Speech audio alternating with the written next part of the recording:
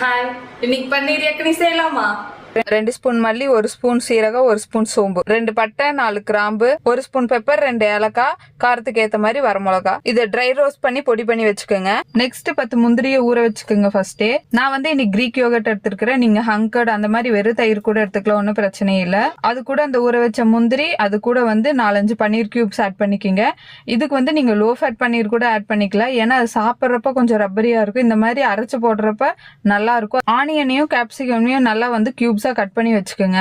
அது எண்ணெயில நல்லா உப்பு போட்டு ஃப்ரை பண்ணி நல்லா கிரன்ச்சியா எடுத்து வச்சுக்கோங்க. உங்களுக்கு வேணா பன்னீர் கூட நீங்க ஆயில்ல நல்லா ஃப்ரை பண்ணி எடுத்து வச்சுக்கலாம் உப்பு போட்டு. ஆனா நான் வந்து அப்படியே தான் போட போறேன் இன்னைக்கு. நெக்ஸ்ட் ஒரு கடாய் எடுத்துக்கோங்க, ஆயில் ஊத்திக்கோங்க. நல்லா ஹீட் ஆனோடனே சீரகம் போட்டுக்கோங்க, ஜிஞ்சர் கார்லிக் ஆட் பண்ணிக்கோங்க.